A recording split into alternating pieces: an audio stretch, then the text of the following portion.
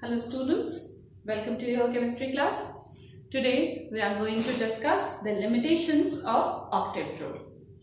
Last class में हमने देखा था कि एटम्स जो हैं वो कंबाइन क्यों करते हैं. एटम्स कंबाइन इसलिए करते हैं, साधारण तौर पर हम लोग पढ़ते आए हैं कि एटम्स कंबाइन इसलिए करते हैं ताकि वो चाहते हैं कि उनके वैलेंस सेल में 8 इलेक्ट्रॉन हो जाए. दैट मीन्स कि दे वांट और they tend to attain noble gas configuration in their valence shell. क्यों ऐसा?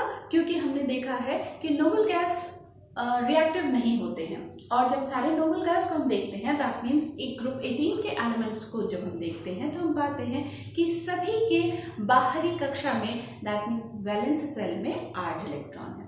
तो इन जनरल हम कह सकते हैं कि कोई एलिमेंट जब के वैलेंस सेल में 8 इलेक्ट्रॉन हो जाएगा तो वो फिर कंबाइन करना बंद कर देगा. दैट मीन्स कि वो सेटिस्फाइड हो जाएगा. इसी को कहा गया है ऑक्टेट रूल.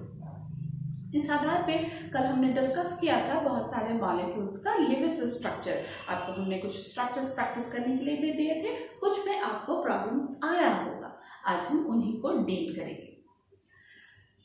इसी डीलिंग के क्रम में हम लोग देखेंगे limitations of octet rule. That means कि ऑक्टेट रूल सही है कि एलिमेंट जो है वो कंबाइन करते हैं अपने वैलेंस सेल में 8 इलेक्ट्रॉन पूरे हो जाने के लिए, लेकिन हर नियम का कुछ एक्सेप्शन होता है. ठीक ऐसे ही इस नियम के भी कुछ एक्सेप्शंस हैं. पहला एक्सेप्शन हम लोग नजर डालते हैं हाइड्रोजन मॉलिक्यूल पे.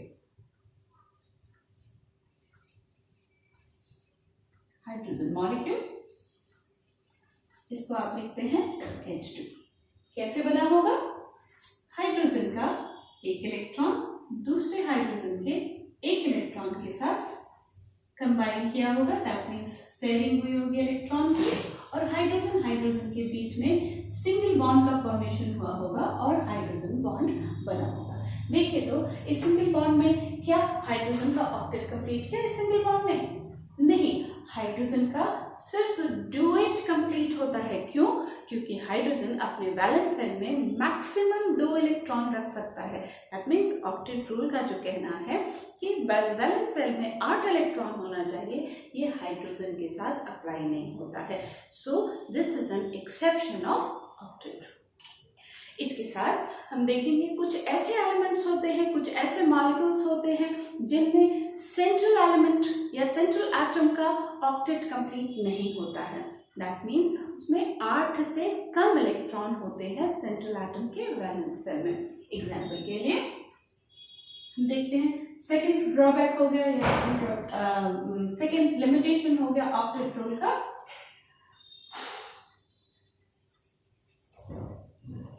Molecules with less than 8 electrons in their valence cell.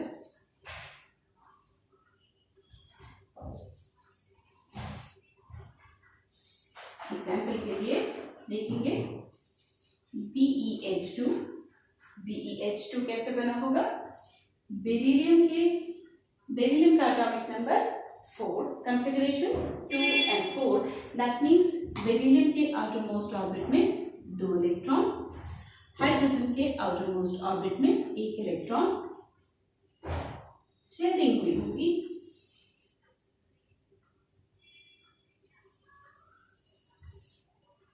कुछ इस तरह से क्या हुआ शेयरिंग में?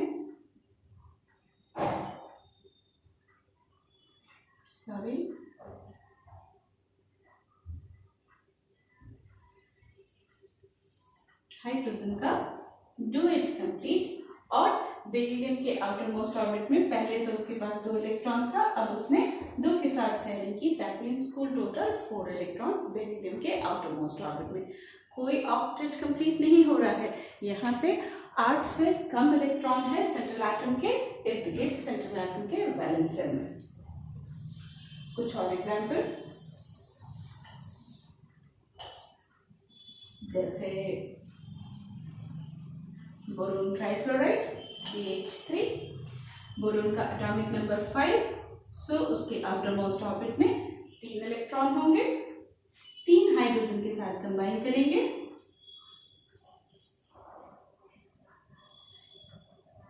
और सिंगल बॉन्ड का जनरेशन होगा। हाइड्रोजन का तो डुएट कंप्लीट, लेकिन बोरॉन के इर्द गिर्द अभी भी 6 ही इलेक्ट्रॉन है, यानी कि 2 इलेक्ट्रॉन अभी कम है 8 इलेक्ट्रॉन होने में। ठीक है, सही। हम एक और एग्जाम्पल लेते हैं, AlCl3 aluminium trichloride. Aluminium trichloride कैसे बनेगा?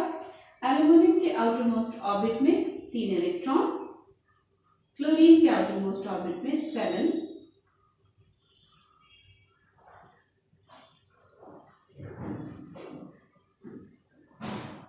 क्या होगा? क्लोरीन एल्यूमिनियम के साथ कंबाइन करेगा, क्लोरीन का ऑक्टेट कंप्लीट, यहां भी क्लोरीन का ऑक्टेट कंप्लीट, यहाँ भी क्लोरीन का ऑक्टेट कंप्लीट। लेकिन एल्यूमिनियम पर अगर नजर डालेंगे, एल्यूमिनियम के पास पहले 3 इलेक्ट्रॉन थे, अभी उसने 3 के साथ कंबाइन किया, दैट मींस अभी एल्यूमिनियम के वैलेंस शेल में सिर्फ 6 इलेक्ट्रॉन है, 2 इलेक्ट्रॉन अभी भी बाकी हैं। बावजूद इसके ये सारे मॉलिक्यूल्स काफी स्टेबल होते हैं। दैट मींस कि ऑक्टेट रूल का कहना कि एलिमेंट्स कंबाइन इसलिए करते हैं क्योंकि वो चाहते हैं कि उनके वैलेंस शेल में 8 इलेक्ट्रॉन हो जाए, यहाँ पे कुछ कमी होगी उसमें। तो these two are limitations of octet। आगे देखते हैं, कुछ ऐसे भी मॉलिक्यूल्स हमको मिलेंगे जिसमें एक्सपेंडेड ऑक्टेट होगा। एक्सपेंडेड ऑक्टेट मतलब वैलेंस शेल में 8 से ज्यादा इलेक्ट्रॉन्स।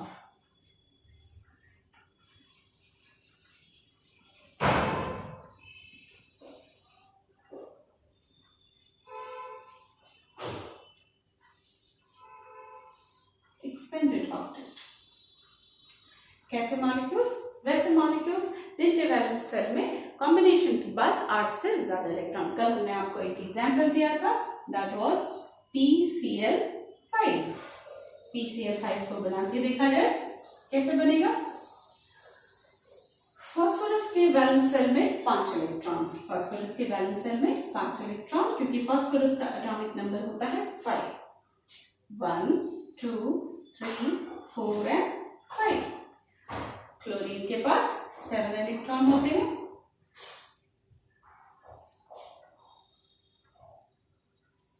इस क्लोरीन के पास भी 7,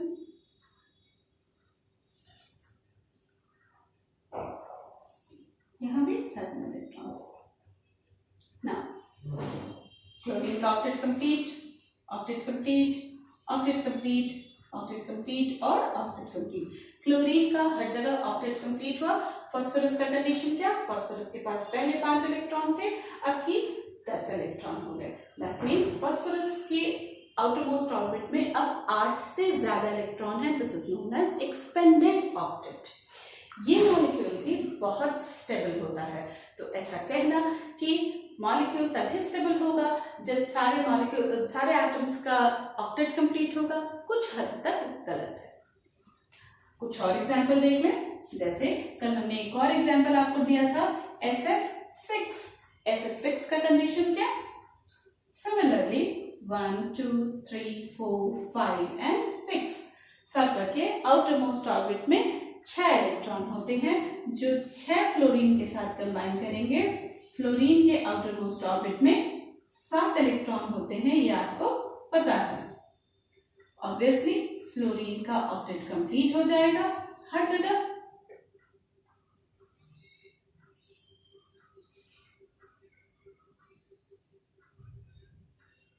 देखिए फ्लोरीन का ऑक्टेट सब जगह कंप्लीट।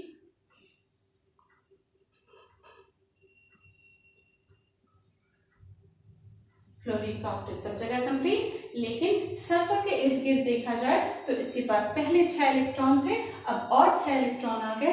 दैट मींस सल्फर के आउटर मोस्ट ऑर्बिट में कितने इलेक्ट्रॉन हो गए? 12 इलेक्ट्रॉन हो गए।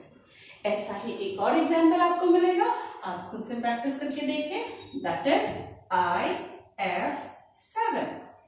IF7 प्रैक्टिस करके देखिए और कमेंट सेक्शन में बताइए कि आयोडीन के आउटर मोस्ट ऑर्बिट में बॉन्डिंग के बाद कितना इलेक्ट्रॉन हो जाएगा। Okay, this is the third limitation of octet rule. Now coming to fourth point.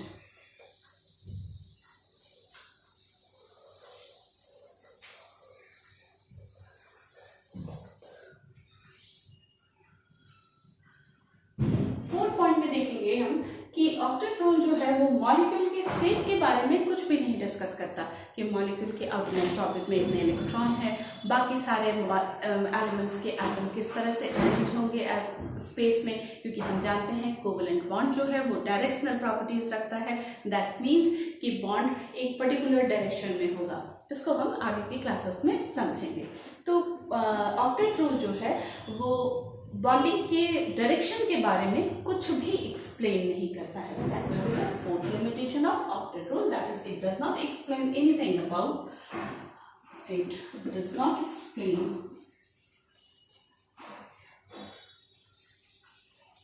Anything about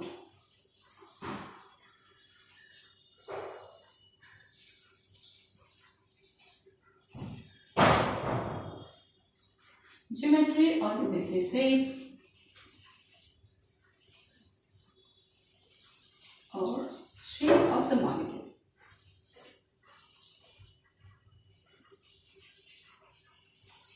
Okay, it does not explain anything about the geometry or shape of the molecule. अगला point हम देखेंगे, point number 5।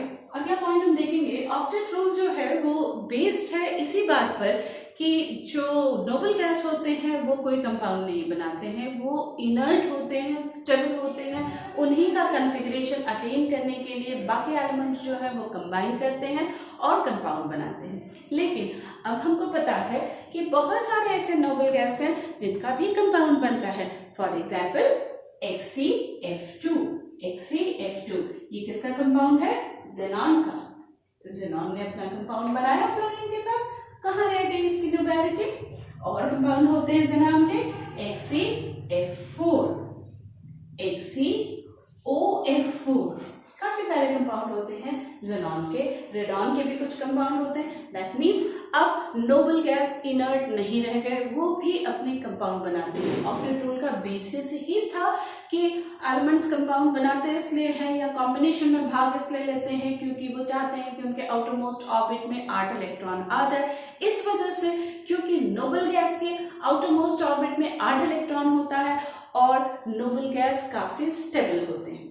यहाँ तो हम देख रहे हैं कि नोबल गैस भी अब कंपाउंड बनाने लगे। दैट मीन्स नोबल गैस की स्टेबिलिटी पर या नोबल गैस की इनर्टनेस पर हम क्वेश्चन मार्क लगा सकते हैं। सेम हम ऑक्टेट रूल पर भी क्वेश्चन मार्क लगा सकते हैं। ओके, तो पॉइंट नंबर 5 हुआ कि नोबल गैस में बहुत सारे कंपाउंड्स बनाते हैं जिन पे आधारित था हमारा ऑक्टेट रूल। तो जब नोबल गैस के कंपाउंड बनाने लगे तो 8 इलेक्ट्रॉन होने के बाद एलिमेंट स्टेबल हो जाएगा, ऐसा तो कोई कंसेप्ट ही नहीं बचा। This is another drawback of octet rule.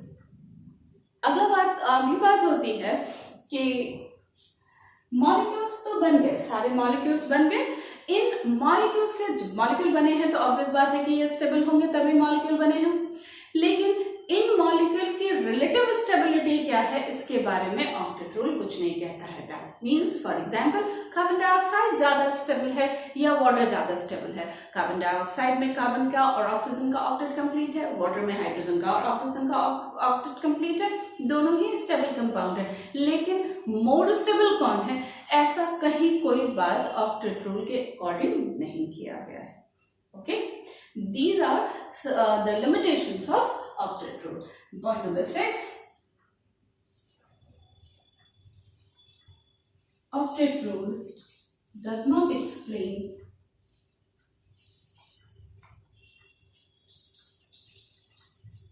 the relative stability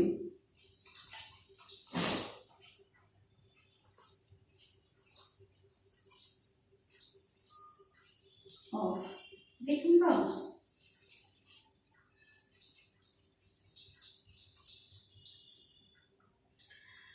तो दीज आर सम, इस वजह से आपको होता क्या है, कभी कभी ऐसा होता है कि आपको समझने में दिक्कत होती है कि PCl5 की बॉन्डिंग कैसा हुआ, SF6 कैसा हुआ, BF3 की बॉन्डिंग कैसे हुई, अमोनियम आयन में बॉन्डिंग कैसी होगी। तो ये सारा चीज जो है जहां पे आपको दिक्कत हो रही थी, these all are the limitations of octet rule. अगर आप ऑक्टेट रूल के लिमिटेशंस को ध्यान देंगे तो बाकी बॉन्डिंग समझना आपके लिए बहुत आसान हो जाएगा। Bonding is a very interesting chapter in which हम लोग सारे मॉलिक्यूल्स में देखते हैं कि किस तरह से बॉन्डिंग होती है।